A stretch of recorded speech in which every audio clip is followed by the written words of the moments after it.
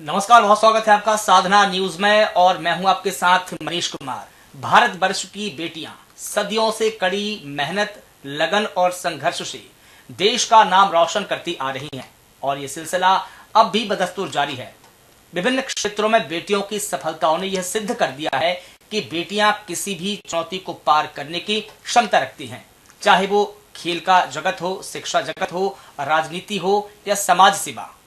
भारतवर्ष की बेटियां हर क्षेत्र में अपनी पहचान बना रही है और देश का मान बढ़ा रही है। भारतवर्ष की एक ऐसी ही बेटी ईशा दांगी हमारे साथ मौजूद है, जिन्होंने हाल ही में लिटिल मिस इंडिया का खिताब जीतकर न सिर्फ परिवार का नाम रोशन किया, बल्कि इस बेटी ने प्रदेश और देश का नाम भी गौरवान्वित किया है, रोशन किया है, जिस पर हम सभी को गर्व है। मैं ईशा जी से चर्चा करूं इससे पहले मैं उनके बारे में आपको शॉर्ट में कुछ बताना चाहूंगा।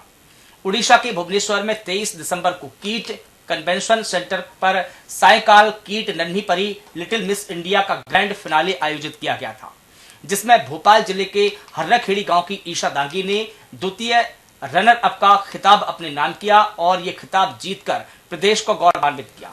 ईशा दांगी भोपाल के सागर पब्लिक स्कूल द्वारका धाम में कक्षा 9वीं की छात्रा हैं। अपनी प्रतिभा, आत्मविश्वास और आकर्षण से सैकड़ों प्रतिभागियों के बीच ईशा ने खास पहचान बनाई। इस प्रतिष्ठित मंच पर पहुंचने तक उनका सफर उनके समर्पण और परिवार से मिलने वाले मजबूत समर्थन का एक प्रमाण है। उन्होंने न केवल भोपाल का नाम रोशन किया, बल्कि देश भर में बेटियों के लिए भी एक मिसाल पेश की है। ईशा, मैं आपका बहुत स्वागत करता हूं साधना न्यूज में। सबसे पहले आप दर्शकों को यही बता दीजिए कि लिटिल मिस इंडिया के प्रतिष्ठित मंच तक पहुंचने का आपका सफर कैसा रहा है? बहुत अच्छा रहा है, बहुत अच्छा एक्सपीरियंस था। किट नन्ही परी लिटिल मिस इंडिया बहुत अच्छा प्लेटफॉर्म था जहाँ पे हम अपने टैलेंट को शोकेस कर सकते हैं और वहाँ तक जाने के लिए बहुत मेहनत लगी थी, बहुत हार्डवर्क किया था, जिसके लिए सबसे पहले मैंने स्टेट ऑडिशन दिए थे जो भोपाल में ही हुए थे, जिसमें सबसे पहले मैं सिलेक्ट हो गई। उसके बाद मुझे फाइनल्स के लिए उड़ीसा भुवनेश्वर किट यूनिवर्सिटी जाना पड़ा, जहाँ पे मैंने तीसरा स्थान प्राप्त किया। अच्छा ईशा, आपको कहाँ से प्रेरणा मिली कि लिटिल मिस इंडिया जैसे बड़े और प्रतिष्ठित समारोह में आपने भाग लिया? कौन ने आपको प्रेरणा दी इसकी? पहला तो मेरे पेरेंट्स ने बहुत सपोर्ट किया और मैं भी बचपन से चाहती थी कि मैं कुछ सबसे अलग करूं, कुछ नया करूं, तो इसीलिए मैंने इसके बारे में और सर्च किया और मुझे इस कंपटीशन के बारे में पता चला। और पेरेंट्स ने तो सपोर्ट किया ही, उसके साथ पूरी फैमिली और टीचर्स का भी बहुत अच्छा सपोर्ट रहा है। सबने गाइडेंस दी और सबने बोला कि तुम अच्छा ही करोगी और आगे बढ़ने की प्रेरणा दी। अच्छा, आपको कैसे पता चला कि भुवनेश्वर में लिटिल मिस इंडिया का एक प्रतियोगिता आयोजित की जा रही है? कैसे आपने सर्च किया था? मैं वैसे पहले से ही 1-2 साल से ही मैं ट्राई करती थी कि मैं कुछ अलग करूं, कुछ यूनिक करूं। और मैं बचपन से ही, मतलब जब मैं 12-13 साल की थी तब से ही मैं मिस इंडिया के कॉम्पिटिशन्स देखती थी, तो मैंने सोचा कुछ ऐसा करना चाहिए जो मैं अभी से ही शुरू कर सकूं। तो मैंने गूगल के इसके बारे में सर्च किया कि मिस लिटिल इंडिया और ऐसे जो जूनियर्स के लिए कंपटीशन होते हैं, तो उसमें मुझे पता चला कि इसके ऑडिशंस पहले भोपाल में ही होते हैं। तो मैंने उसके बारे में और सर्च किया और इसलिए पार्टिसिपेट किया। अच्छा, भोपाल में कितनी बार आपने ऑडिशन दिया था? ये मेरा पेजेंट में पहली बार था और पहली बार में मैं स्टेट ऑडिशन में भी सिलेक्ट हो गई और सेकंड रनर अप का टाइटल प्राप्त किया। अच्छा, कितने दिनों से आप तैयारियां कर रही हैं? जब मुझे पता चला कि मैं स्टेट ऑडिशन में सिलेक्ट हो चुकी हूँ और फाइनल्स में रिप्रेजेंट करने वाली हूँ एमपी को, तो मुझे करीबन 1 से 2 महीने की प्रैक्टिस लगी, जो मैंने घर पर ही की खुद से। चलिए, अच्छा आप ये बताइए कि जो लिटिल मिस इंडिया है ये क्या है, इसका मतलब क्या है पूरा?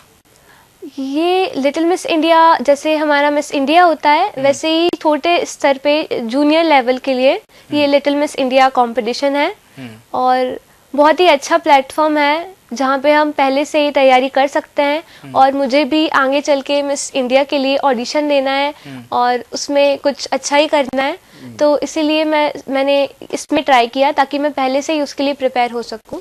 अच्छा ईशा, आप ये बताइए कि जब आप भुवनेश्वर पहुंचे वहां पर उड़ीसा में, तो आप जब मंच पर थे, तो आप जब प्रदर्शन कर रहे थे तो कैसा महसूस हो रहा था, क्या हो रहा था वहां पर, कैसे आपने प्रदर्शन किया? मुझे वहाँ पर बहुत एक्साइटेड फील हो रहा था, थोड़ी सी नर्वसनेस भी हुई, बट फिर सोचा कि इतनी मेहनत करी है तो कुछ अच्छा ही करके जाना है और जो होगा अच्छा ही होगा। जीतने की तो चाह नहीं थी, बट मैं जो भी करती हूँ यही सोच के करती हूँ कि जो होगा अच्छा ही होगा। पूरी मेहनत देती हूँ, बाकी रिजल्ट की चिंता नहीं करती। अच्छा, जैसे कि आपने बताया कि जो छोटे बच्चे हैं उनके लिए ये लिटिल मिस इंडिया की प्रतियोगिता होती है, तो उसमें कितनी उम्र के बच्चे भी भाग ले सकते हैं? एज लिमिट तो कोई फाइनल नहीं रहती है। वैसे इस वर्ष 13 से 15 साल थी और हर वर्ष चेंज होती रहती है वो। अच्छा, लेकिन आप जब वहाँ आपको खिताब मिला और आपने ये खिताब जीता सेकंड रनर अप का, तो बहुत खुशी हुई होगी मन में। आपके जो परिवार के जो लोग हैं, जैसे माता पिता, उनका कैसा सपोर्ट मिला? सब लोगों ने मुझसे बोला कि मतलब किसी चीज़ की उन्होंने मुझे मना नहीं करा। और मैंने जब उन्हें बताया कि मैं इसके स्टेट ऑडिशन में जाना चाहती हूँ, तो उन्होंने मुझे मना नहीं किया और उन्होंने मुझे बोला कि जाओ, तुम कर सकती हो, तुम जो भी करोगी अच्छा करोगी। तो और स्टेट ऑडिशन के बाद भी तब मैं फाइनल्स के लिए गई और फाइनल्स में जाने के बाद भी जीती। तो उनको भी बहुत गर्व हुआ मुझ पर और मुझे भी बहुत अच्छा लगा कि मैं इतनी छोटी सी उम्र में ही उनके लिए कुछ कर पाई। अच्छा, आपकी सबसे बड़ी प्रेरणा कौन है और क्यों है? बड़ी प्रेरणा मुझे लगता है कि कोई हम जब तक खुद प्रेरणा नहीं दे सकें खुद को, तब हम किसी और से प्रेरणा ले भी नहीं सकते हैं। तो प्रेरणा वैसे तो मेरे माता पिता ने भी दी, टीचर्स ने भी दी, फ्रेंड्स ने भी दी, बट मुझे लगता है कि अगर इंसान खुद ना चाहे तो वो कुछ नहीं कर सकता है। मतलब तो मैंने खुद से ही मिलती है। हाँ। अच्छा, अगर आप अपनी सफलताओं को परिभाषित करें, क्योंकि आप महज 14 वर्ष की बहुत छोटी उम्र है आपकी, और बहुत छोटी उम्र में ही आपने इतना बड़ा खिताब जीत लिया, पूरे एमपी को आपने रिप्रेजेंट किया, और वहां से जब खिताब जीता तो पूरे एमपी का नाम आपने रोशन किया है। अगर अपनी सफलताओं को आप परिभाषित करें तो कैसे करेंगे? इसके लिए तो कोई परिभाषा नहीं है। मैं तो बस यही कहना चाहूंगी कि जो चीज़ करने में खुशी मिलती है वही सक्सेस है। मेरे लिए मुझे नहीं लगता कि कोई भी काम छोटा या बड़ा होता है। अगर आप जो काम कर रहे हैं उसमें आपको खुशी मिलती है तो उसे ही आगे बढ़ाना चाहिए और उसी से ही सफलता मिलती है। बिल्कुल। और जब वहाँ पर आप भुवनेश्वर में कंपटीशन में हिस्सा ले रही थी या आप कंपटीशन कर रही थी, तो आपके सामने भी कई प्रकार की चुनौतियां आई हुई होंगी। आपने उन चुनौतियों से कैसे निपटा? अगर आप बहुत हार्ड वर्क करते हो, आप पहले से प्रिपेयर हो, आपने उसके लिए बहुत कड़ी मेहनत करी है, तो चुनौतियां तो रहती ही नहीं है। मैंने भी बहुत पहले से उसके लिए तैयारी करी थी, बहुत मेहनत लगी थी, तो मुझे वहाँ चुनौतियां मतलब ज़्यादा लगी नहीं। हर चीज़ का डट के सामना करना आना चाहिए। तो अगर चुनौतियां आई भी होती तो मैं उसका बहुत अच्छे से सामना करती, और क्योंकि हर चीज़ का सोल्यूशन होता है तो उसका भी निकल ही जाता।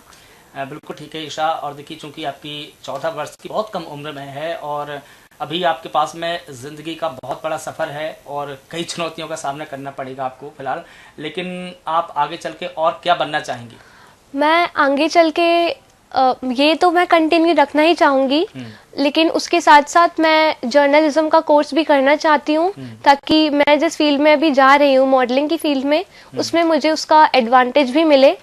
क्योंकि मुझे लगता है कि जर्नलिस्ट बनना आसान काम नहीं है, क्योंकि हमें बिना डरे बोलना रहता है। तो मुझे वो काम बहुत अच्छा लगता है। मैं स्कूल में भी एंकरिंग करती रहती हूँ, तो मुझे उसमें इंटरेस्ट है, और उसके साथ मैं बिजनेस में भी कुछ करना चाहती हूँ। एंकर बनना चाहेंगे आप? मैं एंकर भी बनना चाहती हूँ, उसके साथ बिजनेस भी करना चाहती हूँ। अच्छा, आप भविष्य में लिटिल मिस इंडिया के रूप में और क्या बदलाव लाना चाहेंगे अपने खुद के भविष्य में या दूसरे सामाजिक परिवेश में? मैं सोशल वर्क करना चाहती हूँ। अभी नहीं तो आगे भी, जब मैं, जैसे मैंने बताया, मैं मिस इंडिया के लिए भी ट्राई करना चाहूँगी। तो अगर वो चाहे वो मुझे किताब मिले या ना मिले, मैं सोशल वर्कर बनना चाहूँगी। कोशिश पूरी करेंगी? हाँ, कोशिश मैं पूरी करूँगी। मैं एक सोशल वर्कर बनना चाहूँगी और खुद के लिए नहीं बल्कि दूसरों के लिए भी कुछ अच्छा करना चाहूँगी, जिससे उनका भी भला हो। चलिए, आखिरी सवाल आपसे पूछता हूँ ईशा, आप अपने हम उम्र के जो बच्चे हैं जो बेटियां हैं उनके लिए क्या संदेश देना चाहेंगी?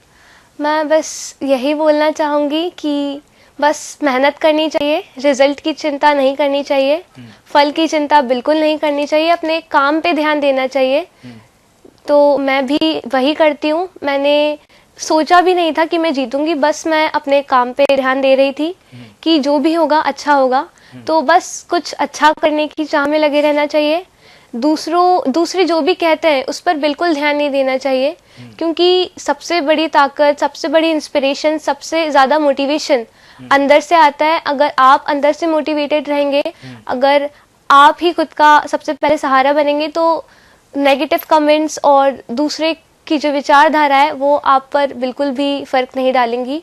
तो मैं आखिरी में यही कहना चाहूंगी, just work hard in silence and let your success become the noise. अच्छा, छोटा सा एक और सवाल पूछ लेता हूँ। एजुकेशन से संबंधित मेरा सवाल है, आपको कौन से विषय ठीक लगते हैं और किन विषयों को आप आगे पढ़ना चाहेंगी?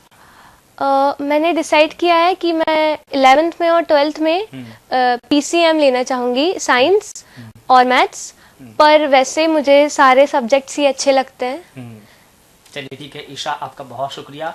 तो भारतवर्ष की बेटियां न केवल अपने परिवार और समाज का नाम रोशन कर रही हैं, बल्कि पूरी दुनिया में भारत का परचम भी लहरा रही हैं। ईशा ने जैसा कि बताया कि उसने सोचा भी नहीं था कि वो खिताब जीतेंगी, बस उन्होंने मेहनत की और अपने रास्ते पर चल पड़ी और उसी रास्ते पर उनको ये सफलता हासिल हुई। और देखिए यही कारण है कि भारत का नाम विश्व मंच पर बड़े ही गर्व से लिया जाता है, क्योंकि यहाँ की बेटियाँ न सिर्फ अपने दम पर अपना परचम लहरा रही, बल्कि देश का नाम रोशन भी कर रही है।